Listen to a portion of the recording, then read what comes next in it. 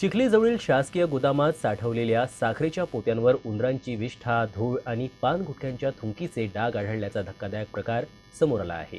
गोरगरिबांना वाटप होणाऱ्या अन्नधान्याच्या साठवणुकीबाबत प्रश्नचिन्ह निर्माण झाला आहे। या प्रकरणाची चौकशी करून कारवाई करणार असल्याची माहिती जिल्हा पुरवठा अधिकारी रुपेश विजेवार यांनी दिली। बुलढाण्याच्या चिखली जवळील शासकीय गोदामातून एक अत्यंत संतापजनक आणि धक्कादायक प्रकार उघडकीस आला। गोरगरिबांना वाटपासाठी आलेली साखर ज्या गोदामात ठेवली आहे तिथे अस्वच्छतेचा कळस पाहायला मिळतोय।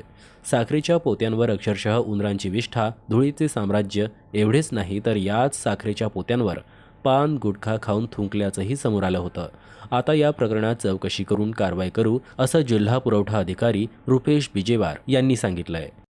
सदर व्हिडिओ मी बघितला असून त्या व्हिडिओमध्ये जे म्हणजे आपण बातमी जी प्रसारित केली आहे तर म्हणजे अत्यंत चुकीची बाब आहे ती ज्या व्हिडिओमध्ये चित्रीकरणामध्ये जे दिसत आहे त्या अनुषंगानं गोदाम व्यवस्थापकांना तात्काळ सूचना देऊन सदर साखर वाटप करू नये ह्या देण्यात येतील। तसेच व्हिडिओमध्ये जे बारदाण्यावरती थुंकलेलं आढळून येत आहे या बाबतीत आणि गोदामातील साखर म्हणजे खराब झालेली आहे त्याबाबत चौकशी करण्यात येईल आणि पुढील कारवाई करण्यात येईल।